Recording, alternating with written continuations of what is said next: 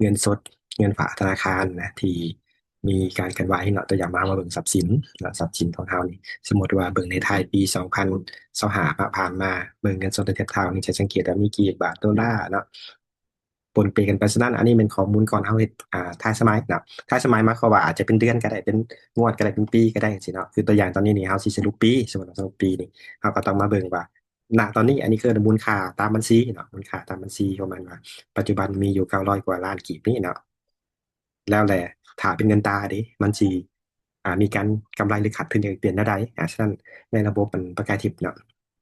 เอามาเบิ่งวิธีการคำนวณเนาะว่ามันจะมีระบบคำนวณได้เนาะหนึ่งก็คืออย่างเวลาเราเข้ามาในฟังก์ชันเนาะคิดไหลกำไรตัวนี้ขาดทุนนี่มาเลือกปีเนาะแล้วก็มาเลือกอยู่เดือนเนาะเดือน12สมมติว่าเดือน12มันท้ายปีเด้ฉะนั้นตอนนี้เนี่ยมันจะดึงข้อมูลของเงินสดและเงินฝากเนาะเทียบเท่าเงินสดทั้นที่เป็นเงินตราต่างประเทศเนาะ ตอนนี้จะดึงมาให้มูลค่าเดิมมูลค่าเทียบเท่าตามบัญชีหมายความว่าตัวนี้มันจะดึงมาจากข้อมูลของรายงานฮั่นเนาะนี่จะเป็นตัวเงินตรานี่ดึงเข้ามาเนาะอันนี้มูลค่าเดิมเนาะเป็นเงินตราต่างประเทศตอนตัวนี้อันนี้เท่ากีบแล้วมันจะดึงอัตราแลกเปลี่ยนทายสมัยคือมือปิดบัญชีของเขาฮั่นเขาแชร์อัตราเรทตัวใดในเดือนไทยเดือน12นี่เนาะมันจะดึงมานี้มันจะคิดไล่มาให้ว่ามูลค่าตามอัตราแลกเปลี่ยนใหม่มันจะเป็นตัวนี้เนาะเป็นตัวนี้คือเขาต้องเลือกเดือนอ่ะเนาะถ้าว่าเขาวันเหตุในกลางสมัยเช่นเดือน 1เดือน2เดือน3เขาเลือกเดือน เรียงปีเรียงเดือนให้ถูกต้องเนาะอันนี้ทำทายปีกันเป็นเดือน12เลยเนาะออกมาแล้วเนาะมันจะคำนวณให้ว่ามีพิษเดียงเนาะคือติดลบนี่มันขาดทุนเนี่ยติดบวกมีกำไรแสดงว่าตัวนี้มีกำไรและขาดทุนฉะนั้นเท่ากับมาบันทึกเนาะโดยวิธีการคิดเรียงกันเป็นเอาอย่างเอามูลค่าตามอัตราปัจจุบันเนาะลบให้เนาะมูลค่าเทียบเท่ากี่ตามบัญชีเนาะที่บันทึกมาเพราะว่าแน่นอนแต่ละมือมันก็สวิงกันไปแต่ละมืออะเนาะฉะนั้น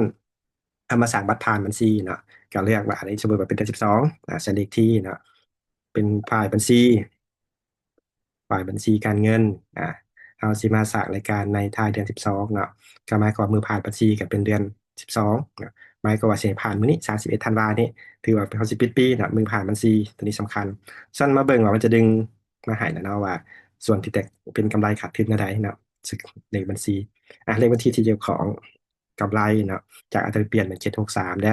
เนาะเป็นส่วนของการตีมูลค่าส่วนขาดทุนก็เป็น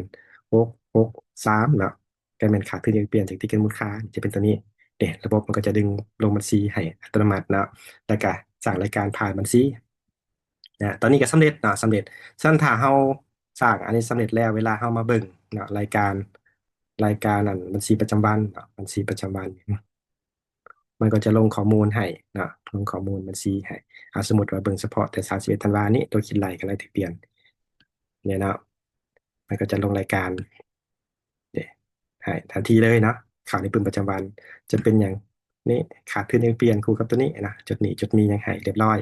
ตามขอบเขตเนาะตัวเนื้อหาที่เกิดขึ้นอันนี้ก็เป็นรูปแบบเนาะของการคิดไล่และการลงบัญชีเนาะเกี่ยวกับการตีมูลค่าอัตราแลกเปลี่ยนเงินสดและเงินฝากท้ายสมัย